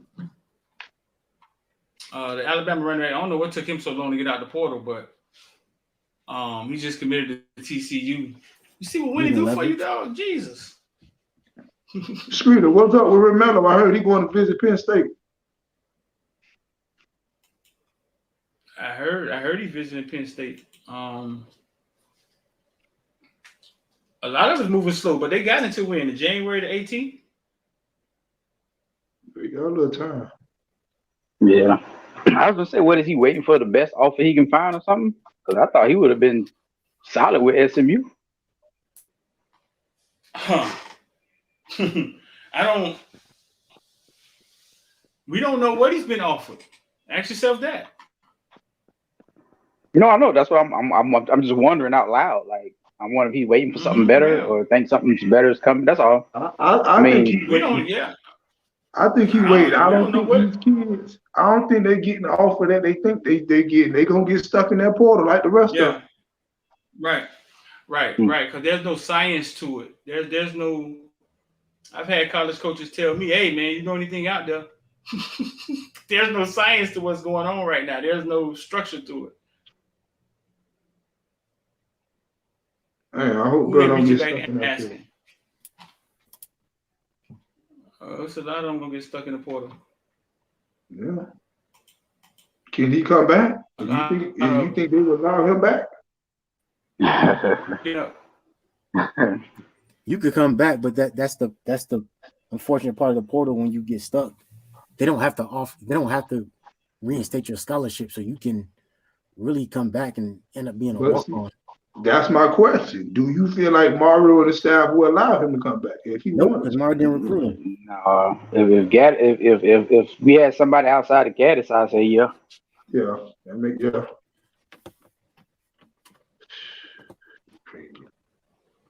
That's just me. That's just my opinion. I don't know, but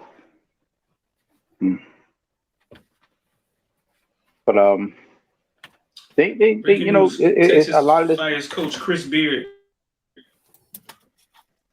That's the basketball coach. Like I said, Kevin Beard. Go ahead, Kevin.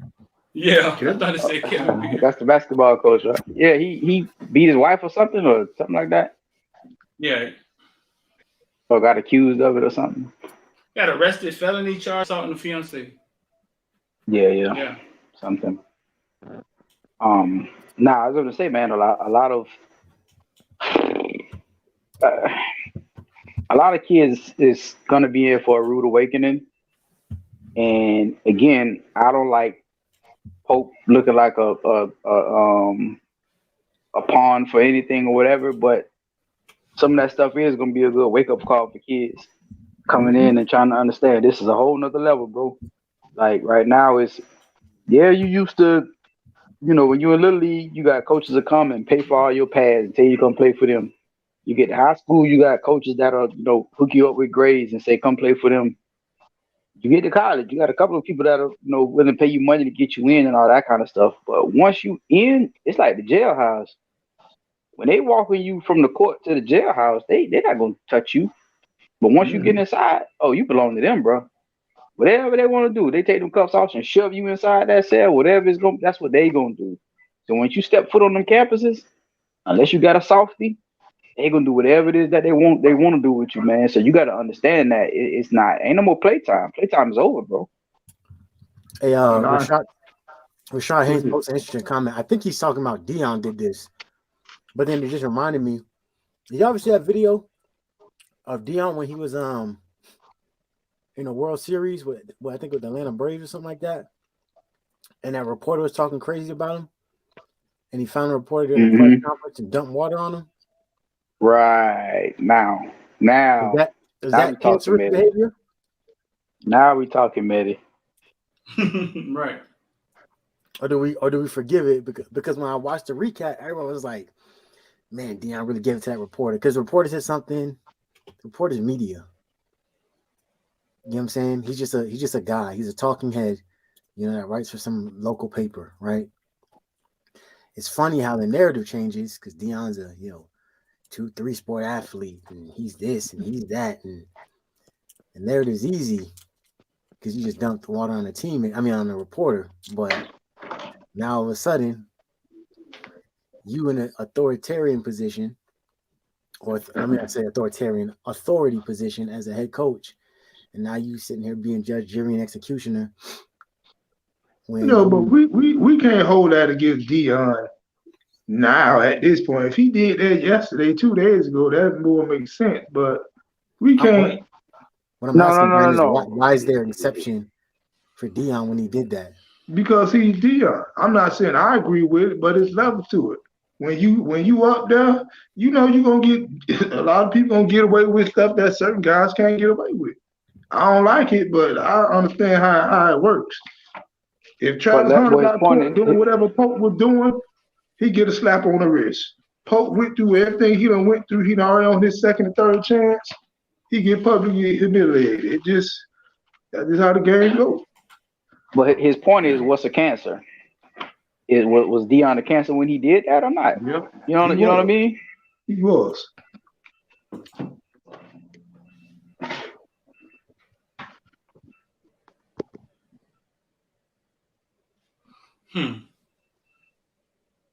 That's sure that's money strikes again.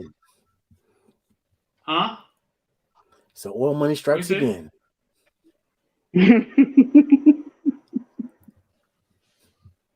Streeter, do you feel like Pope became a cancer towards the end of his career at Miami? I think I could tell when you out there watching them practice, they all like robots. They all in line. You don't ever see anything really get out of line. Pope was one of the few times I could see that he was not happy. I could see it. I could visually see that he wasn't happy at the end.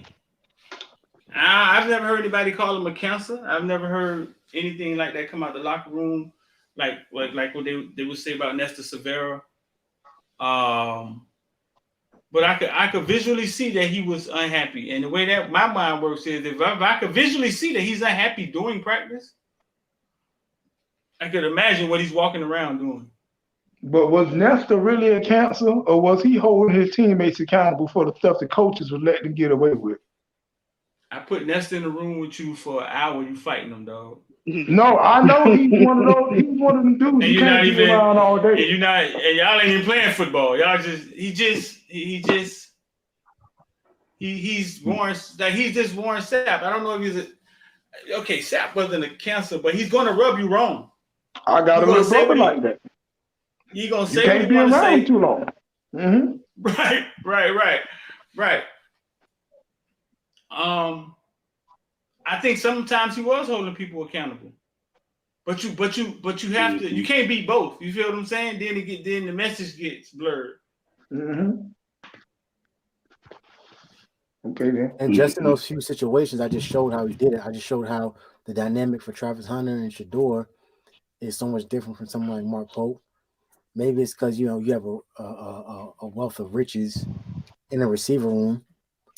You know that your ninth receiver is better than most of the receivers in the SWAC, so you kind of operate off that construct.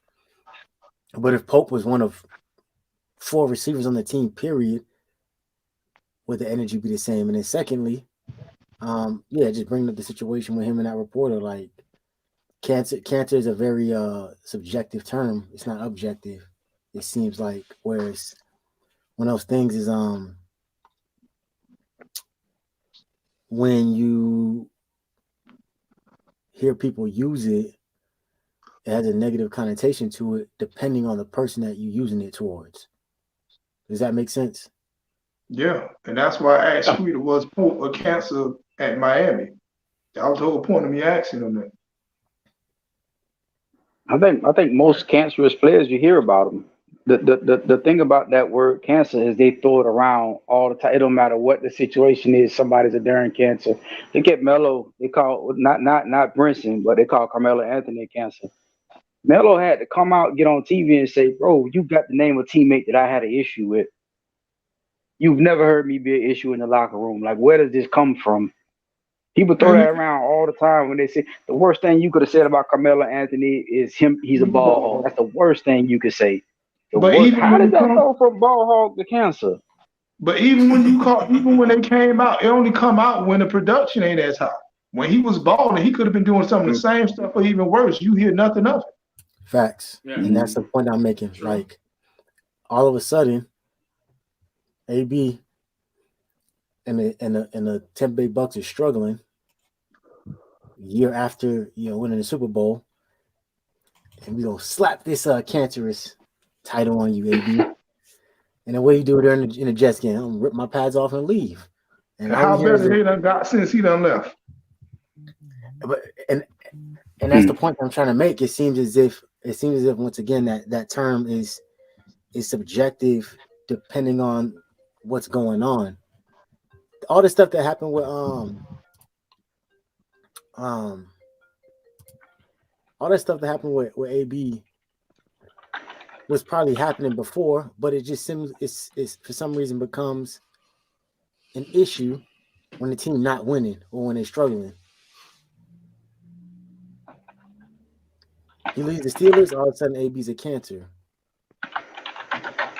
I ain't gonna say that one though. I ain't gonna say that one though, because they talked about him when he was in Pittsburgh too. AB ways go all the way back to New Orleans, dog. Oh yeah, for sure. They talked about him in Pitt, dog. But who was Jay? Because it wasn't plastered all over ESPN first taking all those shows. Maybe people from Florida might know what was going on, but the media wasn't trying to create that narrative until he was on his way out of Pittsburgh. Well, that's true, and that's exactly what the media does. I think Pittsburgh protects their kids. How many people? I may be wrong. Think about the people that play for Pittsburgh. How many of them you've seen get plastered badly in the media? Ben Roethlisberger did some bad stuff. I was just about to say that. I think Pittsburgh take care of their players, though. I think they take care of their players. I don't think that was a Pittsburgh thing when it came to being. I think that was more of him just being who he is, because Brett Favre got away with what he just got away with. I don't think that was Pittsburgh. I think he's light skinned. He was a friend. He was on his way to greatness. They weren't going to let him go out like that. I don't think that was Pittsburgh. I think the NFL did that.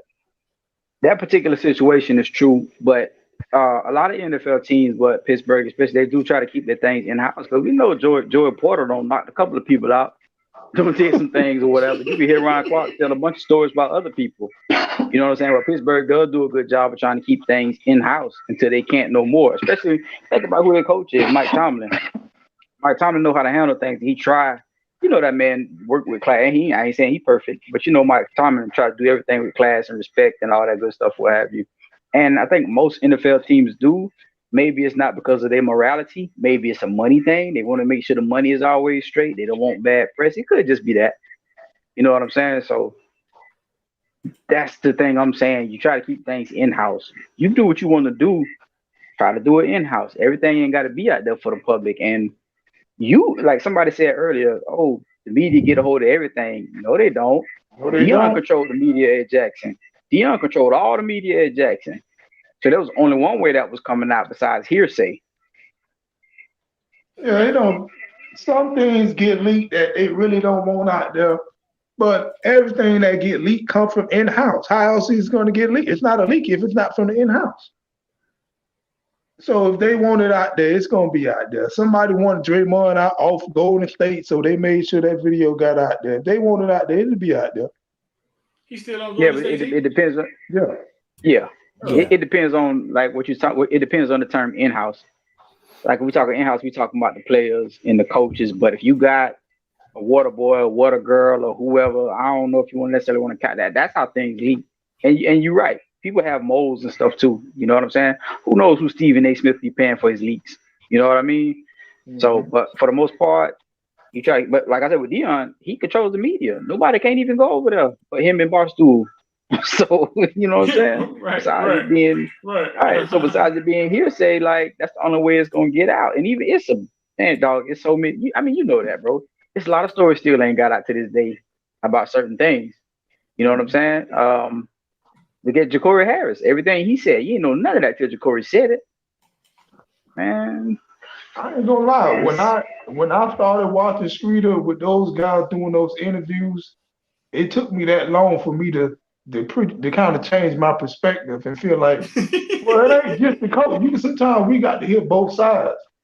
And when those guys were coming out telling their story, even Sam Bruce, a lot of that stuff made sense. And that's why, like today, I don't take it personal. I don't like how guys do James Wood. You don't know these guys. You don't know what they're going through or what led to that moment. So it's like until you hear both sides of the story, you can have an opinion, but it's like it's like you take it with a grain of salt because we don't know what be going to these situations, why they unfold the way they do. But sometimes you listen to these kids, like, damn, it wasn't his fault. Jacory wasn't as bad as I thought he was. I knew that. See, sometimes you ain't gonna know everything, right? But sometimes you got to use your third eye. You know what I'm saying? Or sometimes you gotta add the pieces up yourself. If something don't make sense to you, take the time to think about it and see if it makes sense before. Okay, the coach said this, yada yada yada, and then we just roll with it. Or a kid say this, think about it. Well, why he ain't get punished for this, or why he not doing this, or why he not lined up? You gotta like start thinking and questioning. That's why I take it for the kids so much. Now, don't get me wrong. I'm not sitting here saying that the coaches are always wrong, but it just seems like everybody runs to the coach's side. That's the first thing they do. And it's just like, man, sometimes we got to look at that stuff or just wait till it come open. And then we can really, analyze it properly. Yeah, right. Everybody can't, like I tell y'all, man, we're going to really get up out of here. I tell y'all that, shout out, I mean, the Canes lost last night. They was number 12. They was climbing too. I tell a story about Tracy Howard when we sat down and interviewed him. And he sat there and he said, man, I went there not knowing how to lose, watching people celebrate after losses. In 2 years, I was celebrating after losses too. And he said some other things. And that terrifies me about it. Wait 1 second. And after that interview, I looked at Twan and I was like, is this what we want to present? I was thinking about you, Tooks. Because I was like, is this what we want to present to the fans who can't see? They're so deep in fandom, they just want to believe that the U is doing things the right way. You know what I'm saying? Do we want to present this to them knowing that a lot of them not going to understand it? A lot of them going to write Tracy Howard off and just be like, man, he sucked. He was a bust anyway. And that was a dilemma for us. But we was just like, listen, man, it's the truth. We're going to let these shorties tell their side, and it's going to be what it's going to be. You know what's crazy? When you was dropping some of the interviews and I was telling him, I was talking to one of my brothers about this, he was mad with you for that same reason. He was like, well, why was we to put that out there? That's going to make us look bad. Da, da, da, da. He was saying there that. We go. And I'm like, bro, I understand, but it's the truth. And all these teams go through this. You just don't hear about it. So I'm like, I understand, but I was glad you did put it out there because you kind of get a different perspective when you hear those things. And so it makes sense. I can understand that. Because I swear my brother was mad with you. I'm like, bro, everybody go through this. You're just not going to hear it. Everybody ain't privileged enough to get these kind of interviews where they can hear this. That's what makes us different. But it ain't unique. It's all teams go through this. It might be a little different. It might go about a different way, but that's what it is. But it was the same thing you said. I know it was a couple people that was mad about it. Oh, he exposing us. I'm like, no, he ain't. He's exposing the truth. Mm-hmm. And it like when we speaking on Tracy Howard, like looking at the comments, this is like what I mean, right? So like Don is saying, does that make Howard appear weak? And it's like, nah, you have to you have to really think about it. But just the fact that he say, what does it make him look like? You know what I'm saying? Mm-hmm. And then somebody saying that he was unfairly ranked so high. This is why I say you got to put 2 and 2 together, right? Tracy Howard came in as a 5-star, right? And Matthew saying he was unfairly ranked so high, right? His career at UM was not of that as a 5-star, right? So how does he come from UM playing like that, but end up a starter in the National Football League and a good starter too? Yeah. He could still be playing if he didn't want to keep going through that rehab. He would still be playing today. Yeah. So sometimes that's what I mean by putting 2 and 2 together.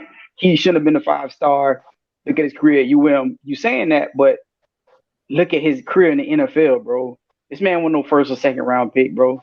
Still ended up a starter, a very good starter at that, bro. You can't dismiss his argument or whatever his perspective is because he didn't pan out to what you wanted him to be. That ain't got nothing to do with what was going on. I think we just have to look at that. That's what I tell people. We got to look at that, bro. Like, we have to start remember that these ain't robots that we putting on the market and expecting them to perform, man. Those things matter. Because if they didn't, y'all wouldn't be clapping when Mario get rid of kids and start talking about culture. That's how much culture matters. So when you come into a sorry culture and you end up somewhat a sorry player, everybody not self-motivated. Everybody can't just get up and do what they're supposed to do. And if your leadership is missing, the things around you missing, sometimes you fall prey to that. But then when you get in a situation in the NFL where it's the best of the best and everybody's doing what they're supposed to be doing, and you start doing it and you turn your career around, you gotta look at the culture, the place where you just came from. Yeah, that stuff matters, man. They try to take the human element out of everything. Like Chris Young said, Travis Howard fell in line with the culture. That's being a human. Everybody ain't just gonna be able to block out all the noise. It's a lot of people that's in the NFL that wouldn't have made it if they didn't have nobody pull them up and teach them how it's supposed to be done. It's a lot of people that could have fell victim to that. But when you just online typing in a damn chat and you ain't been through this and you ain't played no sport, it's easy for you to talk about somebody that way. But and the boy's human, man. It happens. Right. Like Streeter say all the time, I wasn't a Marine my first day in boot camp. I wasn't a Marine. You know? No, I mean that's right. I'm glad Vet brought that up because I decided to go to the Marines at like 18 years old, and there was no guardrails. You know what I'm saying? It was on me, and I did some stupid stuff. But I caught on real fast. I caught on real fast, and figured out how to move. And I think these kids aren't catching on fast. At the same time, I was never told all my life that I was there it is. the greatest wide receiver to come out of South Ridge, the greatest running back to come out of. I was never told that. So I don't know when you tell that to a 10-year-old, to a 12-year-old, to a 14-year-old, how that affects them if they don't have the structure around them to keep them grounded. I think it's safe to say we can't determine who is to blame. Even in the comments, it's like conflicts about if it's the parents, if it's the coaches, if it's the kids' fault. I think it's collectively everybody. And until we get back to a normal means of having some type of self-accountability and personal accountability, we're gonna keep doing this musical chairs of what is or who is to hold it responsible for everything. It's unfortunate, but it's the parents, right? It go back. It starts at home, right? Starts at home. Because if you get locked up, if you get kicked out and left in Jackson State, nowhere to get home, the person that's gonna come get you, the first person you're gonna call, that's where it starts at. Now, can the coaches help? Of course, we all have met influential people, right, Mehdi? We've all met influential people that helped us go in different paths and do different things. Yeah, but I think it starts at home. Not saying parents, because I've seen kids be raised in the same house. One of them straight, and the other one destined for jail. And you be like, hey, how that happen? like, I've seen them raised in the same house. It gets complicated, man. But I think the nurturing and the discipline starts a lot earlier than we think, man. I think it starts when kids are really, really, really, really small, and we try to do it later. I think it starts when they're really, really small. Like you ever watch puppies? You ever bred puppies before, and the mama dog sometimes bite the puppy, and you be like, "Whoa, that was kind of hard," but she's trying to train the puppy of what the puppy can and can't do, the boundaries. You know what I'm saying? Yeah, I was gonna say too. A lot of it, the example you gave with the two people in the same household. Sometimes I think it really depends on the order in which the person was born. A lot of times we forget that, like, I think it's easy to kind of fall into the idea, the construct that parents just got to figure it out. Right? When we kids, we look up to our parents and we just assume they got to figure it out without us really realizing, like, they're trying They're trying to figure it out. Yeah, as they go. It just seemed like, hey, I'm fed. I got clothes on. Right. I don't got dude all over my body. I'm in a house or an apartment or whatever. Like I have shelter. Like, so I must be doing okay, right? Like the normal means. And then you have a second, third kid, and things kind of get easier for them because they've already been through those trials and tribulations with that first kid. So I think that's why you can see sometimes in a household that dynamic. I'm not saying that's exclusively the reason, but sometimes that nurturing goes maybe towards the first kid because they were the first kid and maybe not so much to the second, or vice versa. It goes to the second kid because they're already well versed in how to raise a kid, how to start that process versus the first kid where they were just trying to figure it out and the kid got left by the wayside because the nurturing didn't occur at the same rate that it did for the second kid. Like I said, it's all dynamic, it's all fluid. But if you talk to the parents, they'll be like, "Man, I can't raise this boy. He do this, da da da." So, like I said, it's fluid, man. It's dynamic. There's different things that collectively each person in that nurturing process, whether it's a coach, a player, the parents, are each responsible for. And I think that's what it is. It's like instead of us saying like, "Hey, here's why I jacked up," it's easy for us to just point a finger and like, "Look what you didn't do and why this person's like this. But look what you didn't give me, mom, and why I'm like this now." Like it's very easy to do that. I know some grown ups that do it. Yeah, and so and that's the weirdest thing to me ever. Yeah, but no, I wouldn't say it's weird because sometimes like my girl works in the mental health space and she talks to me. Sometimes when they go through therapy and stuff like that, you kind of dig and you kind of find those things, and then they just go back to hold people accountable. I don't think it's weird. I think it's just them speaking their truth. The way they present it may be weird because they slam the table in the middle of Thanksgiving. It's like, "It's your fault, mom." It's like, "Oh no, hold on, wait a second. I just asked how you was doing." Like, you know what I'm saying? Like, I can understand that. I can understand you having a revelation and somebody teaching you something and you questioning your mom, hey mom, and your mom. I've seen people do it every time they get in trouble. Especially you be in the corrections business. Yep, you get in there. Yeah. You got to do, "Hey, why you in here, dog?" "Man, it's because my," and they start pointing fingers at everybody except them. You know what I'm saying? It's like, dog. That's the difference. When you try to use it as an excuse for every time you do wrong, that's the difference. And society's become so great at that. You know what I'm saying? I don't know how many times you see people in court. "Hey, why you in my courtroom today?" "Man, I was just in the car, man." Like, but you're not looking at, you getting tried because there was certain things that led up to you being in said car. You always want those smack wrong place, wrong time type situation on there, but typically there's a process that goes through someone's mentality. It's like people just go pick people up and be like, "Hey man, you trying to ride with us tonight? Oh, what y'all about to get into? Oh, we're going to the girl house." And then they go in there and conduct an armed robbery. It usually don't work like that. You know what I'm saying? It's usually like some type of insight, like, "Hey, that we about to get into some situations." You know what I'm saying? And the person's like, "Hey, I'm cool." You know what I'm saying? Like thinking like, "Hey, I'm not gonna fully have my hands in it," but then the cop pull them over, and they like, "I wasn't even in there." But it's like, "But you accessory to a crime." Like, well, are you going at that moment? Do you stand there and start pointing fingers at everybody, or do you realize like, man, I was probably in the wrong place, wrong time, because it's my fault? Tariq was in the wrong place, man. He wasn't going in there to rape that lady, man. You saw that episode.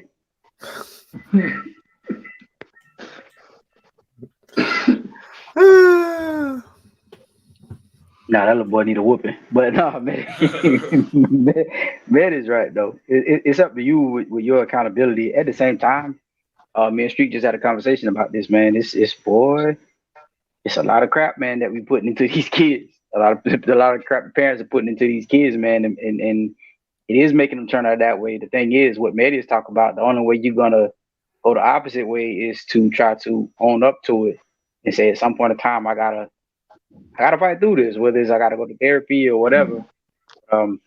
Parents are messing up a lot of kids, man, and it's making these attitudes that we see and we complain about for something as low and simple as sports on our teams, and that's where it's coming from.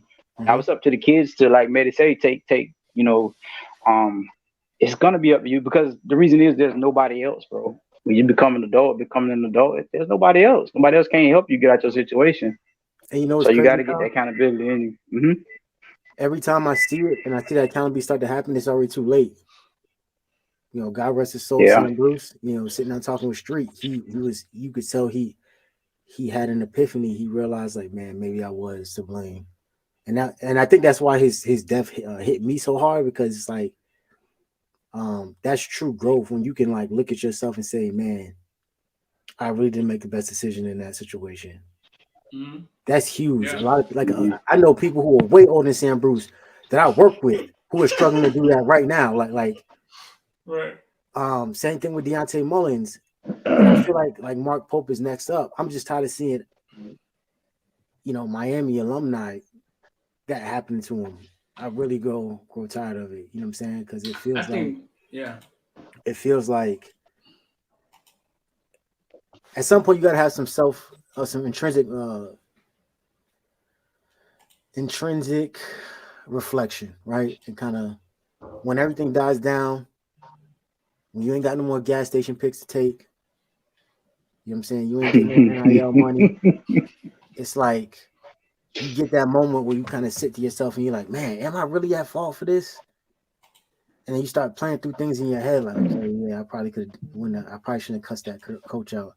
I probably shouldn't have slapped my teammate after the game when he dropped the pass. I probably should have you know, joked about so and so, you know what I'm saying? I probably should have knocked down old boy's his old lady, you know what I'm saying? Now, as you sitting there thinking, you're like, man, I really am to blame. But then it's like that moment seems to come when the game passed you by. Like when you don't got no more opportunities to go in those schools. Ain't nobody calling you no more. Ain't no XFL, CFL, MPFL, FPL. Ain't none of these people calling you no more. Mm-hmm. And now you really got that moment to sit down and have that intrinsic reflection. You're like, man, maybe I am. And I just get tired of seeing that. That growth got to happen. It has to happen, right? It's going to happen regardless. But yeah, I guess that kind of boils down to the parent. Like, is the parent someone who is willing to hold their child accountable truly when the child messes up? Are they themselves accountable that when they mess up? Because I think that's a big thing too. Parents are not learning that when I screw up to go find my kid, if I hold them accountable for something, I beat the kid for not, you know, washing the dishes. And then I thought I texted him about it before I got home, realized I didn't hit send. Am I willing to go find my kid and say, hey, that's my fault? You know what I'm saying? I came home, put them hands on you. I didn't realize that I didn't give you that direction. Like, is that happening? And if that's not happening, that's where you start to build those foundations for a lot of those kids to have those reflections earlier than life, because you show them it's okay to make a mistake and then be sincere about it when you go to apologize. That's okay. That should be normalized. Instead, we get so confident and point fingers elsewhere, and that's where I think a lot of the issues is coming from and stemming from. I remember I had that situation with my little daughter. I don't allow her to get on Roblox, and I thought she was on Roblox, and I just snapped. I didn't even really dig too deep into it. I thought that's what I saw, and I just went off. Then when I went back and saw that's not what she was even on, it crushed me. I feel like I ain't had no choice but to go apologize and explain to her that I was wrong, because I was, and that's my little girl. But if the parent ain't got it in them, how you gonna expect the kid to have them? They damn sure ain't gonna have it. Yeah, can't give what you ain't got. What she said? But man, you said. What she said? Daddy, you flaw. What she said? No, but listen, what we was talking about? I don't think women are incapable. I don't think women are capable of doing what we talking about. Oh, accountability? No, we ain't gonna even go there. Don't do it. Don't do it. Down to my mama. My mama ain't doing accountability. I don't even think they have an accountability button in them, dog. It's almost like I don't know. Well, look, they can't even be accountable to pay that $40 phone bill. They got to get it from somebody else. Yeah, dog. I don't think they could be dead wrong, blood on their hands, and the light don't even come on. The light don't even come on at all. Man, they just gonna man.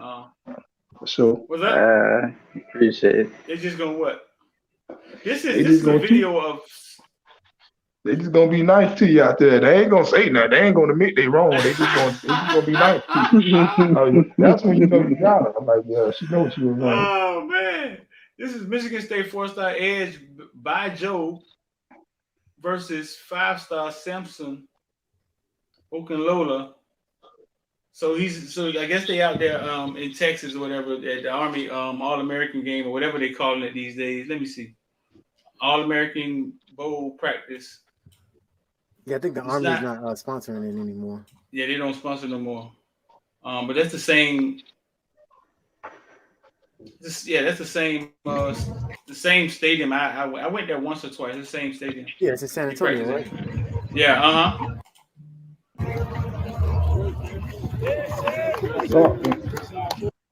Okay, so no more little Timmies. So no little Timmies out here this week. What's up? He had him in the first half. I'm not gonna lie. Huh? He had him in the first half. I'm not gonna lie. He had him at first, yeah. And then he found his ground, huh? Mm-hmm. If you don't finish, it don't even matter. That's a big, massive boy, man. But you know, Kai Harbert was big too, man. I was surprised that he failed at Miami. I was surprised.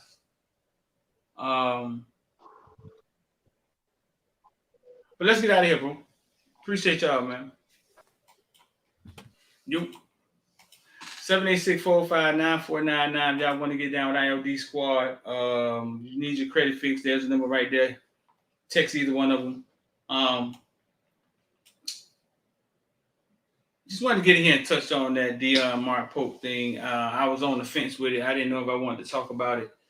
I hate to see the kids from South Florida, the ones that I know, you know what I'm saying? Not the fact that they're from South Florida. It's just the ones that I know you watch come up and you know what they have to go back to or where they headed to.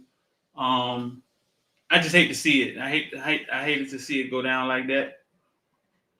But also, man, sometimes you have a culture shock. You have to have an awakening sometimes. Sometimes something got to slap you in the face and wake you up and make you realize that, man, yeah, real life has started. So I'm going to get up out of here, man. Don't put off tomorrow something you can do today. The rest of your life could be seconds away. I'm out of here.